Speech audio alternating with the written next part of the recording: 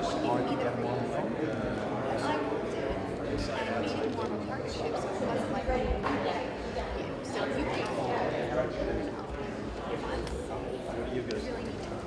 Good morning, everyone. My name is Margie Russell, and I'm the Executive Director of NYARM, and welcome here for our monthly meeting with the title being the Impairment Coordinator Rule as it relates to the standpipe system. Before we get into that and introducing the speakers, we have three announcements.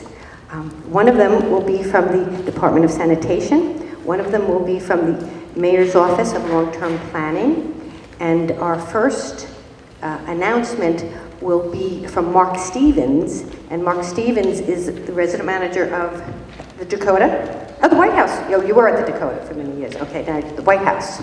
Yes, just up the street. Good. Okay, Mark Stevens is a resident manager. He's very active with the Hibernian Providence Society, which is an organization of building superintendent and resident managers.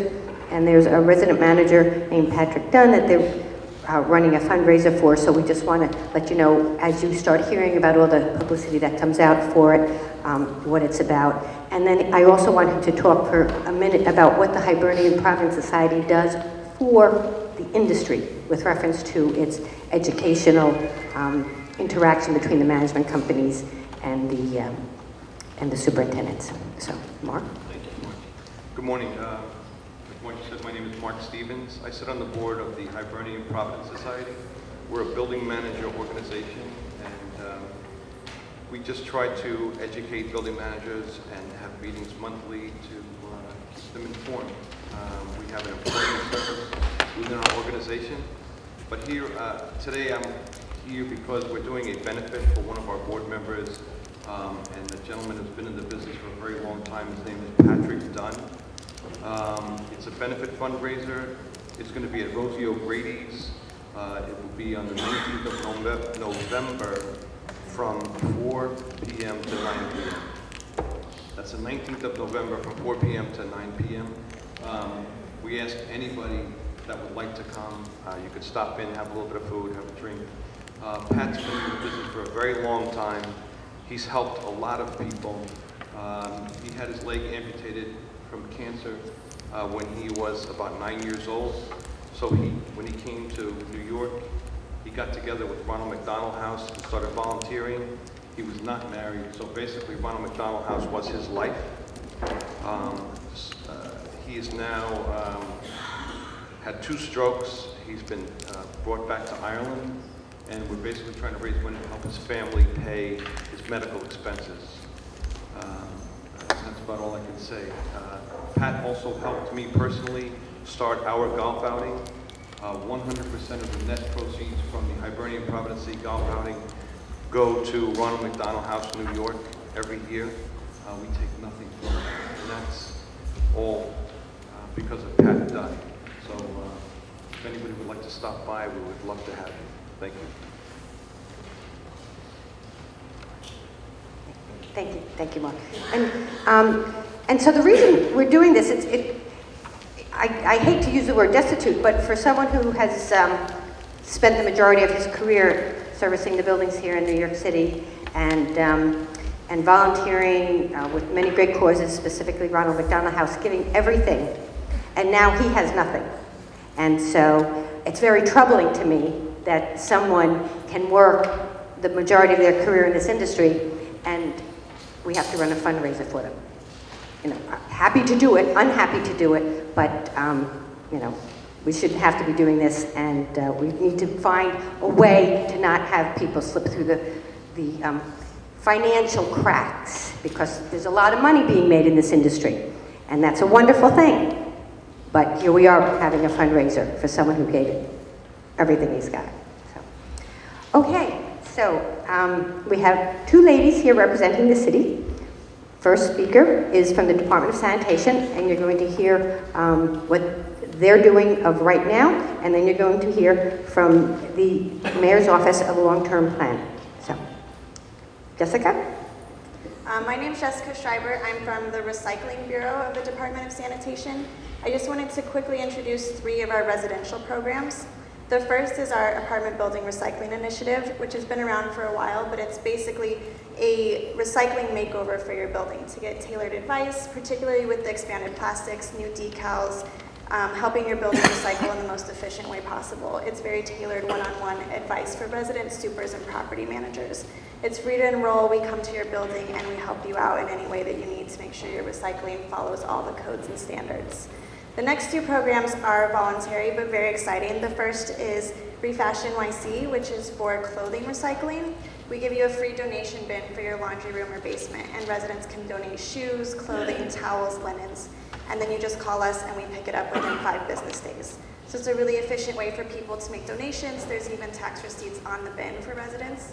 And then we'll actually give you a report of everything that you're donating, so your building gets a sustainability measure from that as well. The third program just launched. It's eCycle NYC, which is a program to recycle electronics.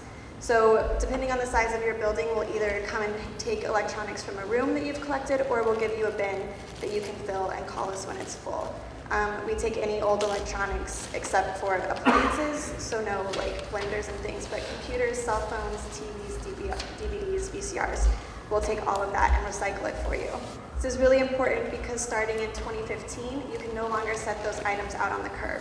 So this is a way to get started with a process to handle those items before there's no other way to do it. For buildings that are super excited about recycling, we are opening up our compost initiative to a few large apartment buildings. So if you're interested in collecting food waste, come see us in the back and we can give you a little bit more information on that. If you're interested in any of these programs, we have enrollment forms in the back, so you can sign up today and we can get you bins for electronics or bins for clothing within the next 2 weeks. So that's basically where the Department of Sanitation is at right now in terms of residential recycling options. Hi everyone, I hope you're doing well. My name is Jenna Tatum. I work in the Mayor's Office of Long-Term Planning and Sustainability, as Margie mentioned.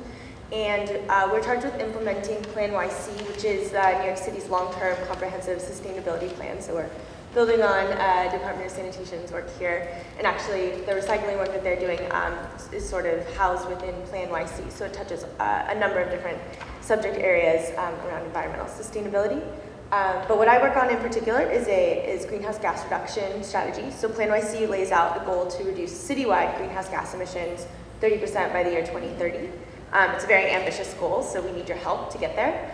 And so I run a program, it's called the Mayor's Carbon Challenge. We started with universities and hospitals in 2007 and 2009, respectively. It's been a very successful program with our universities and hospitals. They signed up to reduce their greenhouse gas emissions 30% in just 10 years.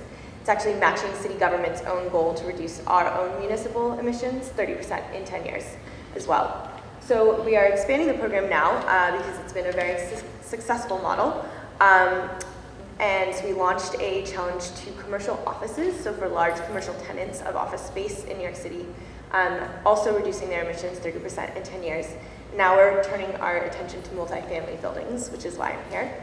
And so we're partnering with property management firms who are willing to sign up either individual buildings or a selected portfolio of their buildings to reduce the greenhouse gas emissions from these buildings by 30% in 10 years, same goal. There are a number of ways to get there.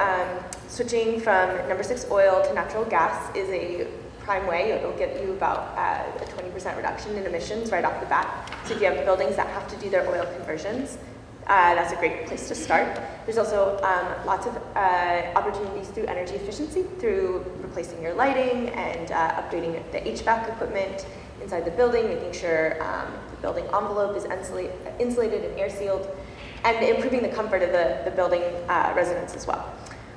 So I will also be in the back if you have questions, if you're interested in joining, if there are buildings that are very interested in sort of reducing their energy use or have projects coming online anyways, happy to chat with you if they're a good fit for this program. In return, we give you sort of some good PR.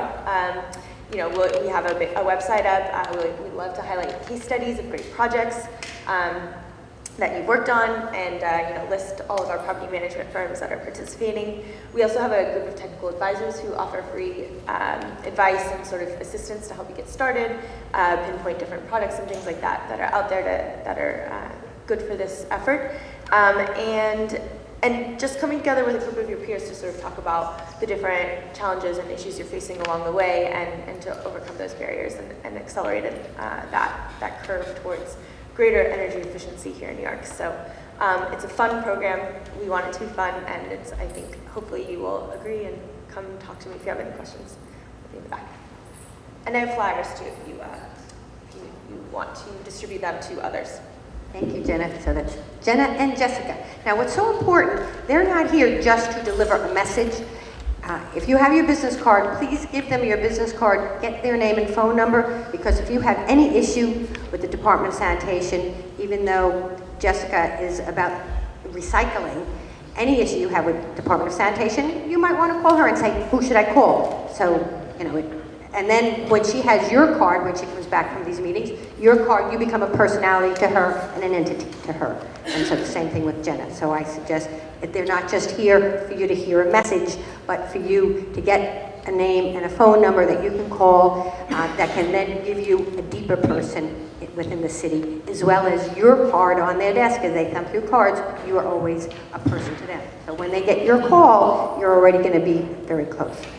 Now we're going to do 30 seconds of show and tell, because we have a standpipe that's in terrible condition, and we want you to see what it looks like before the attorneys talk to you about what are the legal ramifications and the risk you take on when you handle the Impairment Coordinator Rule improperly. All right? But let's look at what causes this whole thing. It's the repair and the cleaning of your standpipe.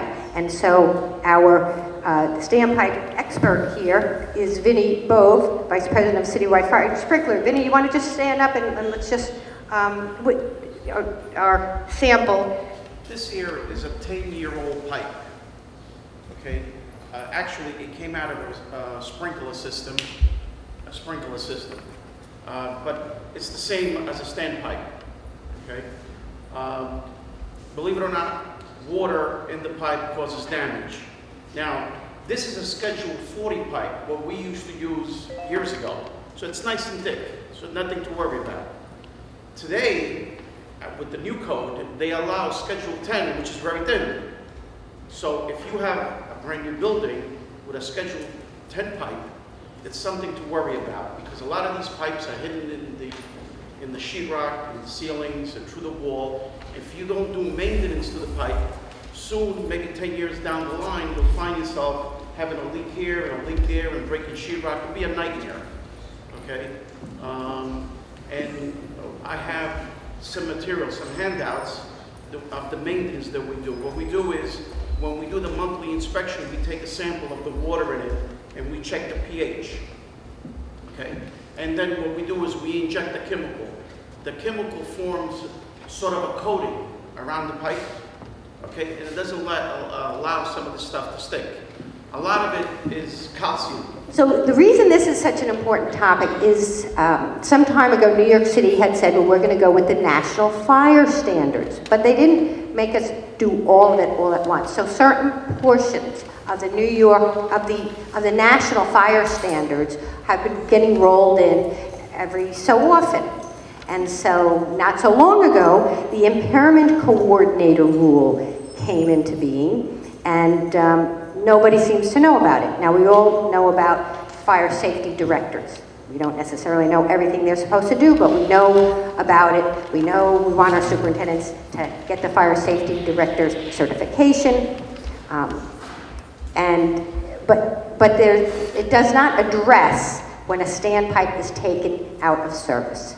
And New York City never had a rule that applied to that separate from the fire safety director. And so what this rule says is that the owner of the building is responsible. That person, whoever has that legal title of owner, is responsible for coordinating all the details that the law says. And there's pages of detail, but all the details have to be coordinated. And the owner is responsible as the impairment coordinator. It's a title. And so there's no class for it, there's no certification for it. You just have to coordinate the details that get kicked in by law when your standpipe is out of commission for cleaning or for repair or any reason. And so in the absence, and so the the owner can say to a doorman, you're the impairment coordinator. So if the owner says, you're the impairment coordinator, now you have to coordinate all these details because the owner designated you. The law says the owner has to designate the person, and in the absence of that designation, it rolls right back. Now, of course, we've got owners and managing agents here. We have board people here, and we all know that the manager and the owner and the board person, we all have the same responsibilities as the owner. It's just that in a legal fight, it's going to get all divided up. So someone has to be told by the ownership entity, you are the impairment coordinator. Well, okay, maybe it should be the superintendent, maybe it's the property manager, maybe it's the handyman. We have to figure that out. It brings on a set of circumstances, and that is what the attorneys are going to discuss. So with that, CJ, I'll let you take over, and we'll let this go on. Thank you. Welcome. I think that's okay. I think a lot of you already know me. I'm a co-op and condo attorney here in Manhattan, and two colleagues are here as well, who I will introduce in a second. We gave this talk at the recent co-op expo, and it was so popular that we kind of took it on the road, so to speak. So we're like reenacting the great talk that we did last time because it wound up being very provocative and interesting, and there was a lot of feedback from the audience. So we will encourage everyone to ask questions. So as you hear more and learn more about it, feel free to jump in with questions. And so I was on the panel last time, someone else was the moderator. Today I'm going to be the moderator and speaker, and my two colleagues will also speak. So we have on the panel today Steve Wagner, on the far side, from Porzio, Bromberg, and Newman, and Stephen Kirkpatrick from Belkin, Berger, Wenig, and Goldman. I'm Steve Wagner. I am a principal from Porzio, Bromberg, and Newman. Guys, try not to hurt yourselves there. My specialty is real estate litigation, large clientele of co-ops and condos. I've been doing this for 35 years, and construction issues and zoning, building department issues are something that I regularly handle in my practice, among many other things. So I'm going to try and focus the lecture on some of the liabilities and contractual issues that pop up when a impairment coordinator is required and fire watch is required. I'm Steve Kirkpatrick, Goldman. I represent building owners primarily in all sorts of issues relating to running their buildings. I started out before law school as a property manager, doing what all of you did, so learned from the ground up, and decided to go into the law after a few years. And I will talk about some of the technical aspects and also, some of the legal issues, indemnification issues, liability issues. And so we're going to start with Stephen. He will fill you in on what this law is all about. So I'm going to let him start with that. The impairment coordinator requirement was issued when the fire department upgraded its fire code in 2011. And what is required now is that building owners designate a person to act as the impairment coordinator. And the duties are, if any fire safety system, and what that refers to is sprinklers, standpipes, fire alarm, is either out of service or is going to be taken out of service by plan, then there are certain things that have to be done. First, the fire department has to be notified. Second, depending on the extent of the impairment, if it's going to continue, depending on the number of square feet, a fire guard has to be put into place to make sure that the building is safe and walk around, do inspections. And for smaller issues, the impairment coordinator has to give notice to the building owner and of the conditions so that it can be taken care of. Now, the way the law is written and why a lot of people did not know about it is that you don't have to, unlike a fire safety director or fire guard, you don't have to take any test. You don't have to get a certificate of fitness. It simply is a designation, and by operation of law, if the owner does not designate somebody to do that duty, then the owner is designated as the impairment coordinator. Nothing has to be put up, nothing has to be filed with the fire department, because it's the owner. If nothing happens, then the owner is deemed the coordinator. But, you know, from an owner standpoint, it makes sense to designate somebody in writing, and in fact, what I recommend to owners is to designate somebody, you know, like a fire sprinkler company, or, you know, a consultant, an outside company that really has expertise, because all of these requirements, similar to, you know, fire safety system requirements, are very, very technical. And, you know, things change, and you're better off having an expert, having somebody that does this all the time, and that is going to comply with the requirements, and that has, you know, insurance that will undertake the liability, so that you as owner don't, you know, have a surprise if, God forbid, there's an incident and you're named in a lawsuit. Stephen, so I think that kind of does raise a really interesting question, because if you're not required to file a person's name somewhere, what would stop a landlord from saying, yeah, I told Barbara that she was the coordinator, blame the fire on her? You know, how would you... And Barbara doesn't have insurance, so how would that cover it anyway? Well, I guess, I mean, If you can repeat the question, okay.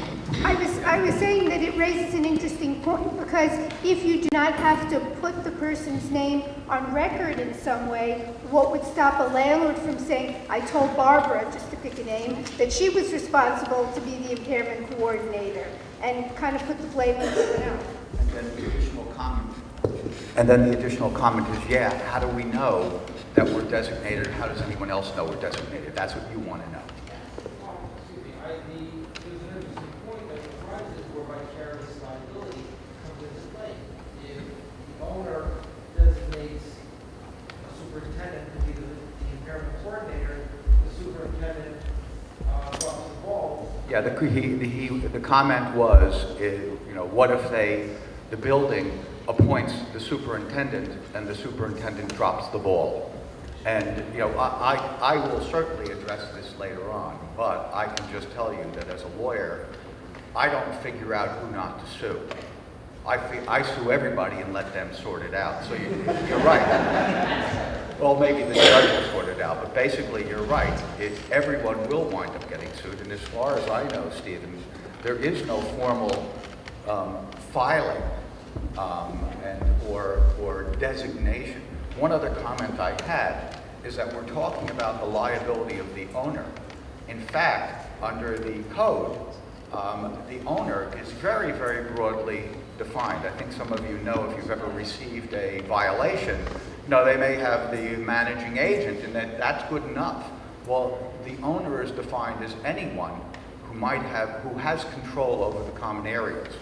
So, you know, arguably, the super could be involved anyway. I mean, that would be sort of a stretch, but certainly the board of directors or board of managers of a co-op, the managing agent also, I think, needs to make sure that this issue is clarified, because arguably they have control too. Again, from a lawyer's point of view, thinking of who would be responsible, I say you're all responsible. You guys figure it out later on, and somebody pay my client. So you know, it is a concern. Do you think there would be a benefit for the owner himself to put that in writing? In other words, if the owner is going to designate someone, like I think the building super should be the designated person, that it would be good on both sides to have some paperwork that says that? Absolutely. You want to do it? yeah, no, I mean, I agree with Steve, absolutely, that there should be a written designation. My recommendation is have an outside person do it, you know, bring it outside, because as Steve was explaining, under the, you know, City Administrative Code, Housing Maintenance Code, owner is anybody in control of the building. So, you know, a manager, a super, these, you know, people are all, you know, quote, owners. I wanted to interject on that. Normally, on office buildings, you always see signs managed by so-and-so company. But now increasingly, many management companies are putting their name on the outside of buildings, okay, even on residentials. And for the last 6 months, all the violations that are coming in, they're not in the name of the owner of the building. What the inspector does, they go with the outside of the building, they look at the name, managed by whom, and they're holding the management companies responsible for a lot of these tickets. It's the management company, whether it's a criminal ticket for failure to have a public assembly permit, whether it's use permits. It's all we've been seeing. I don't know what's happened, but we've been seeing management companies named on these tickets. And it may be that the management company isn't necessarily ultimately liable, but I think what you're saying is if it's convenient and I see a name and it looks like it's a person in control, then that's who we're going to, give the violation against, and you come to court and you figure it out. But one more thing, a lot of times the management company, and I've had 2 cases where the management company changes, but the ticket was written under the old management company. They're not affiliated with the building, but they're still answering those tickets. That's a good point. The issue there also is with multiple dwellings, 3 or more units, you have a registered managing agent. And that person is already designated in the city's records as the person who is responsible. And that has to be an individual over the age of 18. It can't be even a managing agency. It's somebody's named in that. And as you pointed out, when management changes, that needs to be changed. It's another element of going to housing court. If any of you have been to housing court, you have to bring the multiple dwelling registration card with you and show that it was listed accurately in the petition. The question was, does every insurance policy cover the potential liability here, or do you have to get a special endorsement or rider to your insurance policy? And the answer is that every insurance policy is different. Some do cover it, but many, as the law develops and, as rules develop, they will have an exception where you have to buy extra insurance. So that is something that, if you're concerned about, you should specifically ask your insurance broker. So one of the interesting features of this statute to be aware of is because it was enacted so that they know the status of this, they require you to let your insurance company know that there's a problem with the standpipe so that they're on notice that it's impaired and that something needs to be done. They're putting the burden on you. Can we have Stephen continue with the requirements of the law? Because one of the things he didn't get to is what physically is required at the time. If there is an impairment of your fire safety system, what has to happen? So what has to happen is that if the system goes out and there's an area of more than 50,000 square feet and there's an outage for more than 4 hours, for the first 4 hours, the impairment coordinator can act as the fire guard, can walk around the building and fulfill that role. After that, you have to have fire guards with certificates of fitness that perform that role. To make it easier to comply, what the fire department did in 2011 is they created a new class of fire guard called an impairment fire guard. And unlike regular fire guards where you get a certificate of fitness for a particular building, impairment fire guards take a test and they're certified citywide. So as a management company, what you can do is have a bunch of people go through the training, take the test, become impairment fire guards, and you can have sort of people on call if needed that fulfill that role, because it really is, you can get caught by surprise if there's an outage covering, a large space that goes on for more than 4 hours. Can I just interrupt here with a quick question? Because, we're bringing up the management company could send people, they could get designated as impairment coordinators. Is this something that management companies should want to get involved in or stay away from and maybe hire independent third-party companies to handle it? My advice is have an independent third-party company to handle it. And just to go on to one of the questions raised before, if I was a property manager, what I would do in writing is make a recommendation to the owner that an outside company be hired. This way there's a paper trail. This way when the owner comes in and says, well, wait a second, Sally, you know, I told you to do it, now you have a paper trail where you made a recommendation and you pushed and tried to get an outside company to do it. And I think, you know, management companies, and I know many people in the audience are in management companies, you're asked to do enough things for the fees that you're being paid. So you have to say to yourself, do I want to take on one more thing like this for the fee that I'm being paid, which is such potential for liability? Maybe not a good thing. And just one other point about, you know, the designation thing. There are so many instances where management companies inadvertently forget to update records. You know, we're talking about the multiple dwelling registration and things like that. So you have to really be alert to update your records if something needs to be done that could possibly relate to these things. You know, especially if management companies change, you know. Okay. What I'd like to do is get into a little bit of the nitty-gritty of what's actually required for the impairment coordinator and also the fire guard. And I think a good starting point, this is, I downloaded from the internet. I'm just showing you what it looks like. I'm sure you can't read it, but it says Fire Department, City of New York. This is the study materials for the Certificate of Fitness Examination. It's F-01. I downloaded it from the internet. And the reason I'm bringing it to your attention is because it has in here, one of the requirements is that an inspection record be kept. And that inspection record includes the number of inspections conducted, the defects discovered, violations that have been noticed, and the date, name, certificate of fitness, and signature of the fire guard who conducted the inspections. This would apply to a fire coordinator as well. And on page 11 of this study material, there's actually a form that is recommended by the city to use for the inspection. And it does have exits and stairways, potential ignition sources, no smoking signs. It goes through all of the things that need to be checked on an hourly basis.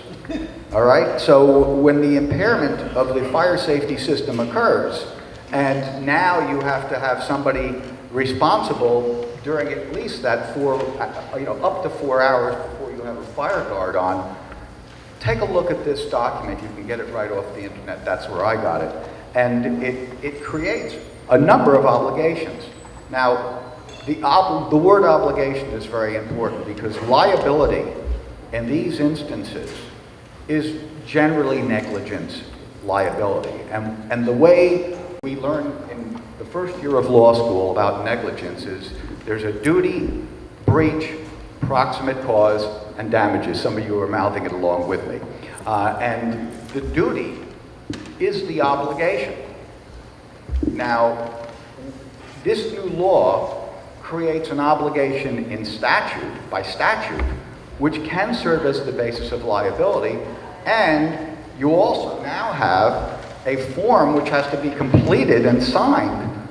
And that, I tell you, the attorney, if God forbid anyone's injured because of a fire during an impairment of the fire safety, they're going to be asking for this, and this better be completed. So, so how do you protect yourself? One way, obviously, is insurance, but, I already told you everybody gets sued. So everybody has to have insurance, and that's fine. But there are other things that can be done. There are 3 contracts that I would consider. One contract, if you have somebody coming to the building and doing any work, it's the contract between the owner and the contractor. Obviously, if the contractor is doing something and there is some interruption to the fire safety system, who's going to be responsible? And that's not something that is dealt with in the AIA form, other than in a general way under indemnity. It should be part of a rider.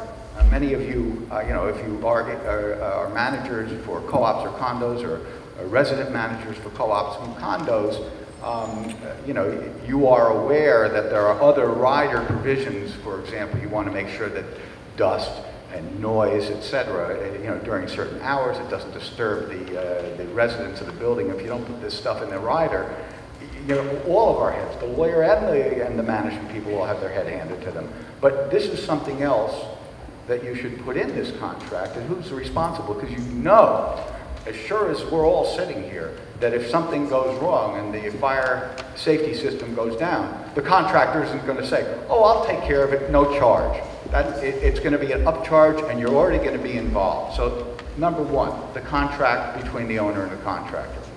Number two, the management agreement. Many of you work with management companies. This is not handled in the standard management agreement.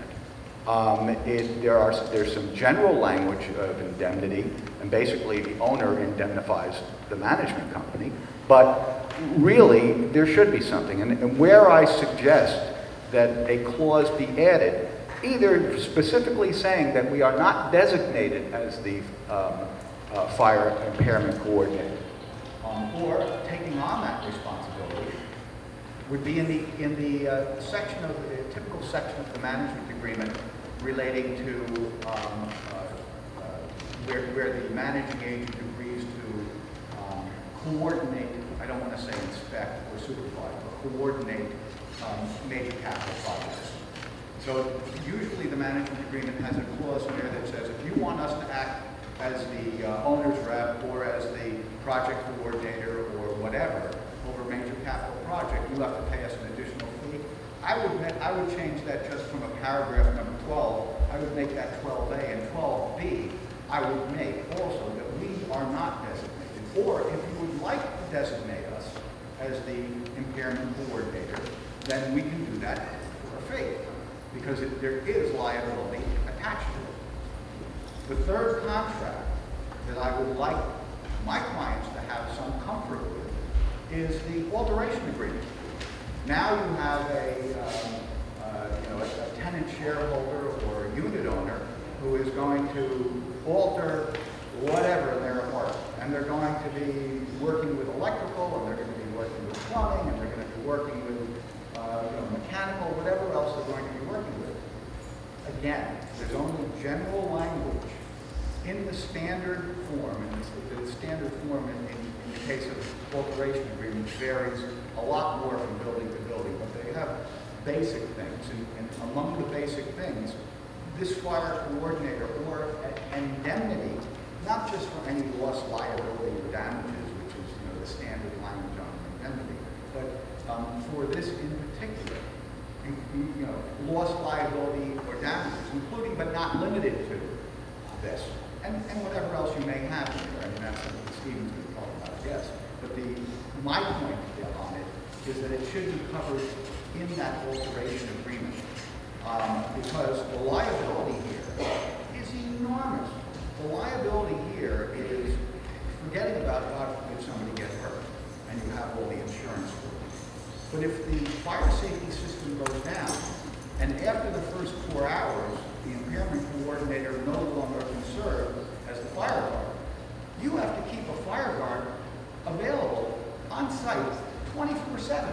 How would you suggest it be dealt with in the alteration agreement? I would include a provision in the alteration agreement that identifies that if any of the work causes an impairment of the fire safety systems in the building, that the tenant shareholder or the unit owner will be responsible for the cost of the impairment coordinator and also the fire guard. So it's kind of like an expansion of indemnification. It's an expansion of the indemnification and specific, because otherwise, it might not be covered. It might not be covered. The rule on indemnifications is that generally they're in derogation of the common law, so they have to be very specific when they are in derogation of the common law. They have to be very specific, and courts are reluctant to read into them expansions. And this clearly is an expansion.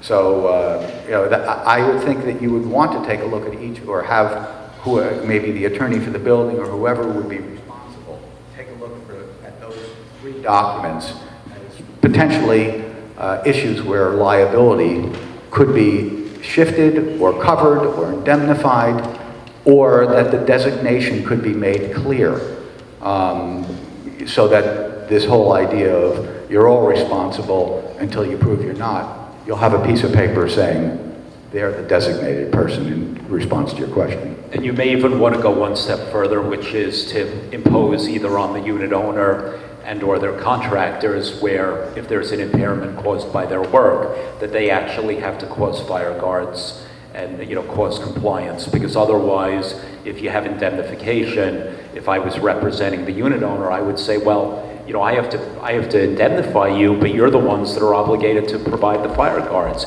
You never complied with your obligation, so now you're responsible. So what I would do in drafting that contract is make them responsible so they can't turn around and point the finger. In terms of liability, I agree with that. In practical terms, I don't see that an individual is going to be calling up a fire. That should be something, you know, as we discussed earlier, that should be something that's dealt with by the managing agent, you know, that they have somebody ready to go, and that if there is a problem, there's a period of time. Usually the super or the resident manager have a certificate of fitness, or other people at the building have a certificate of fitness and be willing to jump in during that 4-hour period until the company arrives.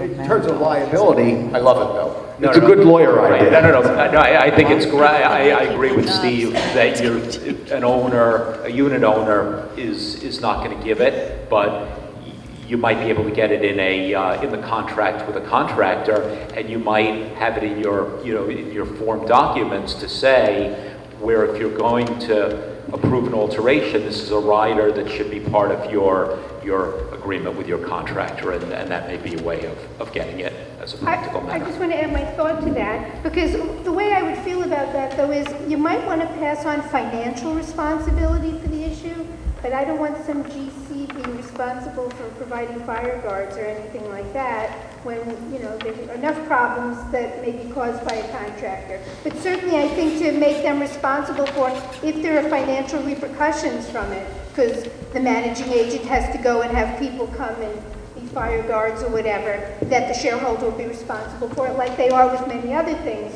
related to their alteration. Somebody mentioned earlier vicarious liability. I think this gentleman did, and that means that you are responsible for the acts of somebody else. Think about if you loan somebody your car and they get into an accident, you have vicarious liability. Well, I don't think, and there are no cases on this yet, but I don't think that the designation of somebody else as a fire coordinator would necessarily relieve the owner of all responsibility. It could be that they would be held vicariously liable as well. Jointly liable. The question is whether the duty is delegable, and the statute itself seems to make it delegable. But I don't know that under negligence law, a judge or a jury would see it the same way, particularly if somebody is seriously injured.